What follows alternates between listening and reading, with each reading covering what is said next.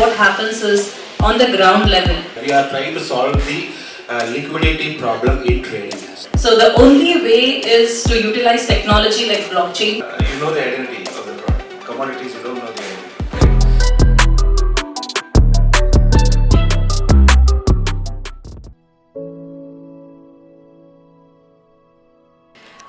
There are a lot of waste which gets accumulated. So as per the PW, Plastic Waste Management Rule by 2016, so every producer, importer or brand owner is supposed to take back all the waste that is produced out in the market.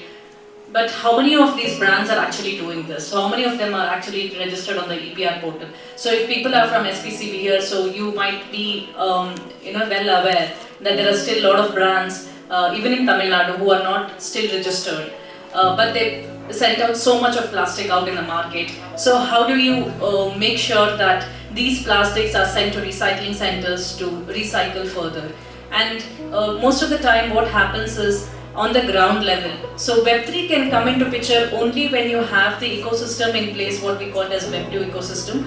So until and unless this ecosystem is developed, it is very difficult to implement the technology on top of this. So there needs to be a proper network in place in terms of collectors, aggregators, a set of aggregators who will make sure that there is waste which is baled and then sent to recycling centers.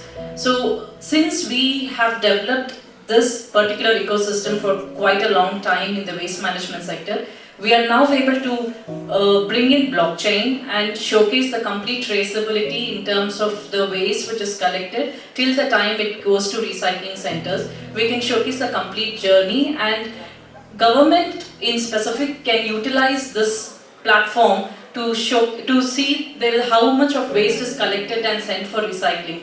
Today, there is no such ecosystem in place. Anyone can come and tamper data, they can change the documents, they can say that this particular truck has moved to a recycling center for say X brand. It can also be built in the same brand's name by some other company and showcase it as like double billing, what we call. So the only way is to utilize technology like blockchain to make sure that we showcase complete traceability throughout this journey.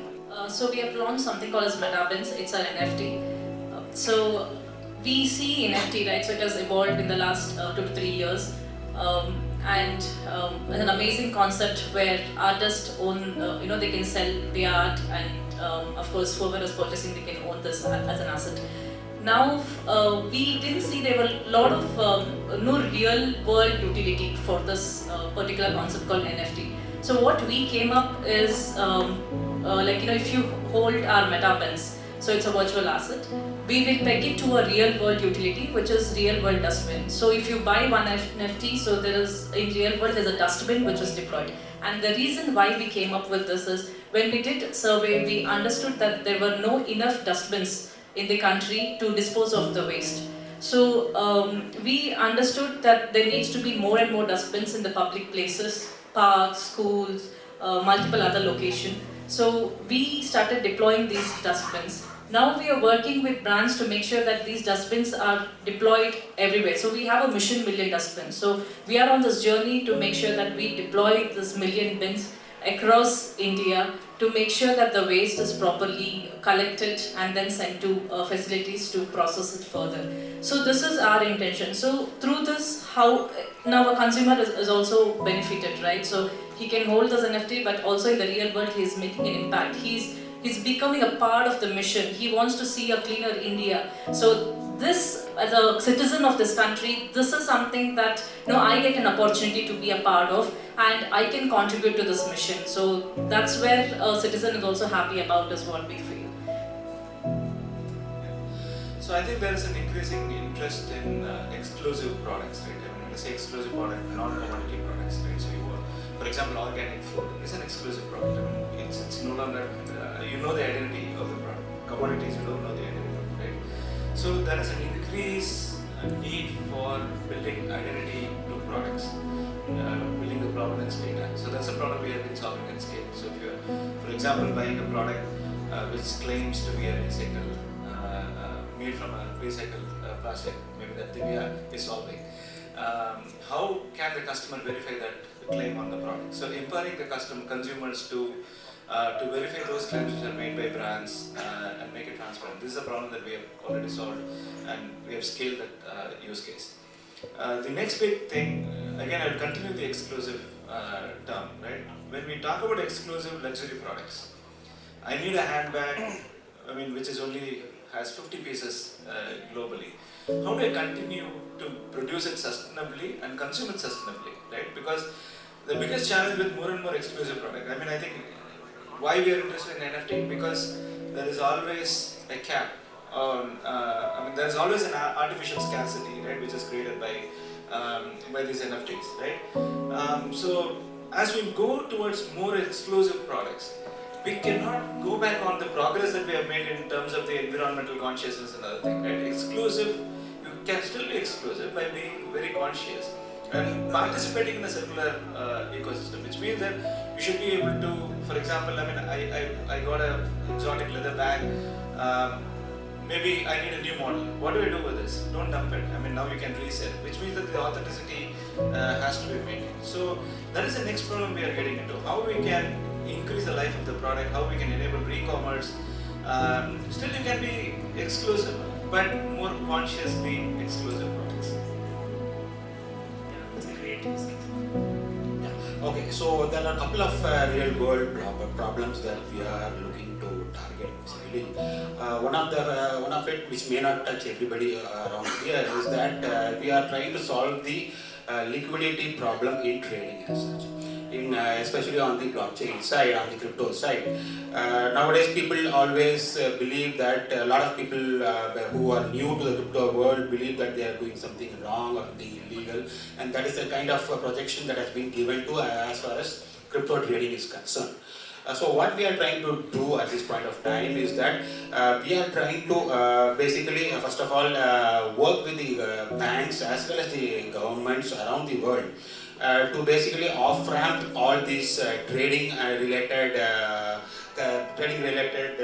profits and anything, all these things through digital currencies, so that it comes back into the system. Those who believe in DeFi, a lot of people whom I have met personally, ultimately believe that they can create a parallel economy, which in my opinion is not something that is possible. I always believe that any blockchain or a DeFi solution should try to work with the authorities and the governments as such. So we are working on a solution that will basically bring the banks as well as the authorities on board into the DeFi space, so that it makes a more acceptable space for everybody. That's the one thing. The other thing is that we are looking to basically expand upon is the payments problem. Payments is not the payments is a problem. Not everywhere do you see a bank. Not everywhere are you able to have access to finance, lending, borrowing. It is not available in very remote villages or very remote towns at this point of time. So through blockchain, through cryptos, we are also looking to resolve that problem as well. Though in a utopian world, we would love to get rid of the banks and all the controlling and the regulatory authorities, we need to be practical at the end of the day. And I believe that without the help of the government or the banks or the regulators, a growth of Web3, blockchain, DeFi, I don't think, personally, that is my opinion, that is not possible at this point of time. So the banks have to come into the picture at some point of time. Definitely there is going to be an economy which is basically out of the financial system, where black money, cash, and that is going to continue to happen. But those who want to take part in Web3, in cryptos and things like that, but in a legal manner, I believe in the long term, the pathway would be what I was referring to as the digital currencies as such. So basically, those who want to take part in the Web3 economy, I don't think they can just sit on Bitcoin or Ethereum or any of those tokens out there. They have to ultimately bring it back to their regular day-to-day usage, which I believe the digital currencies would solve. Yes, in that case, we have to rely on banks at the end of the day. But on the other hand, one of the main complaints against banks is that they don't allow you to do what you want to do. But when you are moved into wallets which you specifically own, okay, the digital currencies are basically moved into wallets. They don't go into banks as such. They go to the individual wallets, just like the bank accounts. So once it comes back to your control, then it is easy for you to basically avoid banks to an extent at least, right? You may not definitely not get rid of the banks, but you can avoid their interaction to as long as possible actually. So that is how I view it actually. But so what will be the role of a bank in that kind of a, is it regulation you're talking about? As in that context, the role of a bank would basically be to be a regulator as such, ensure that your funds are basically safe at one point, and probably also give you the control over your funds basically. That's how I see it as actually. I think there is going to be a merging of things that's going to happen in the future. Essentially, banks are going to get into crypto, which is what you see happening quite a lot, right? JP Morgan has just started a specific unit which is dedicated to blockchains called Onyx, for example. They did their first trade on Polygon, maybe something we'll touch upon it when he talks next. But the point is that I think banks are going to get into crypto. A lot of crypto institutions today, RBI has, for example, $5 million in deposits, right? They are acting like a place where you can put in deposits. So there's going to be a merging over a period of time as crypto becomes a core financial rails, for example. So as it becomes a dominant financial rail, this difference of what today are traditional banks and what are today different crypto DeFi protocols is going to merge over a period of time. There's always going to be on-ramp, off-ramps from currencies that people typically use, and maybe perhaps a lot of that moves on, like into digital realm as well, like Karthik mentioned. But I mean, this difference is going to melt away quite soon, right? Because today one set of entities are in almost a very different regulatory environment versus others. The difference is stark, but that's going to disappear over the next 5 years. Perfect. Maybe one more thing that we could touch upon, right? We talked a little bit about how Web3 is being used and what real life help it's kind of providing to people. What are some of the challenges that you see today that Web3 has to still solve to actually get mainstream penetration? I feel the regulations first thing. So until and unless that's there in place, it becomes really difficult to evolve with this tech, right? And of course, most of the companies will also look out for other opportunities to move to different other countries wherever there is already regulations. So that's one part. The other part is to make sure that how do we utilize this technology in a way which is beneficial to the ecosystem, society on a large scale. So that is something which, of course, this technology has evolved so well over the last decade, and I'm very sure within the next 10 years we will be in a better place in terms of adopting this technology. But there are challenges like which we actually face in the waste management sector. It's huge, it's humongous, right? Only 9% of the world's plastic is recycled today. 91% just gets dumped in ocean bodies and landfills, which is a serious concern for all of us. So in such cases, it is very difficult. So now the government has come up with a rule, even on the EPR, that 25% of the packaging material, what brand utilizes, needs to be recycled content. So now the government is giving this rule, but how do you actually measure this, right? So how do you authorize and say that yes, it is actually this particular brand is using 25% of the recycled content? They are, it's very difficult for a government to track this. That is where technologies, like blockchain would come into picture to help solve. So this is where both the parties integrate, right? Like, people like us who are working in this space, technology developers would come into existence, government body would come into existence, and the brand on the other side who are actually producing this waste. So now everyone coming together will be able to solve this particular problem. So that is how I see this industry.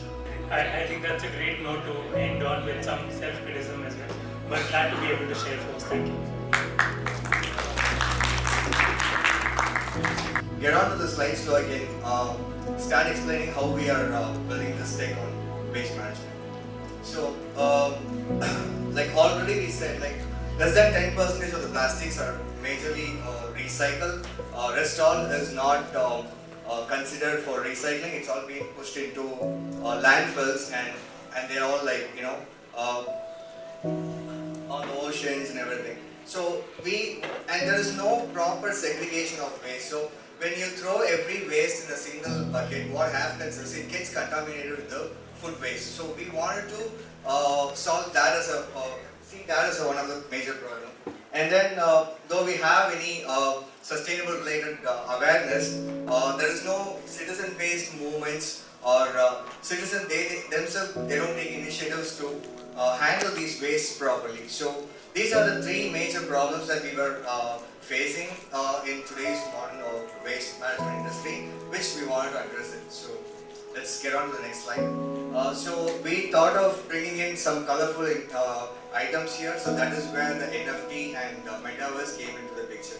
So when we say that we are into the waste management industry, it is a very boring subject and which everyone ignore it. So we don't want to ignore that first. So we want to bring an attention. So the attention grabbing came from the NFT. So each NFT that we issue, it is being pegged with a bin which handles the waste collection. So here we have done a little bit of tokenization part where we want to tokenize the entire ecosystem where each and every waste. So Web3 is basically about owning the things. So now the waste products that you generate as an individual in your life, say it's 800 to 1 kg of waste every day. So every individual generate that. So if you kind of know that out of which there are few items which can be thrown out separately and that can actually pay you some rewards, right? So that will give some kind of intention from for an individual to start disposing of in a right way. So that is the core intention of this project. So that is how we brought NFT into the culture, and then building the entire ecosystem on blockchain, so we know where exactly the waste is being thrown and where we are collecting it and who is handling it. And for doing the right thing, we wanted to reward you, so we thought we will bring in some rewarding system so that everyone are like getting a fair share in the ecosystem. So next slide. So this is the sample model. So we also have a display at the counter there, so you can take a look at it. So this IoT bin, this is specifically designed for collection of plastic bottles alone. So likewise, we have designed few other concepts which we will be releasing simultaneously, like down the line, for collection of aluminum cans, and for a collection of paper waste, and for collection of e-waste. So there are different types of meta bins that will be launched soon. So our mission is like mission million dustbins across India to bring in a more number of people disposing it off correctly and encouraging them to recycle it. So next slide.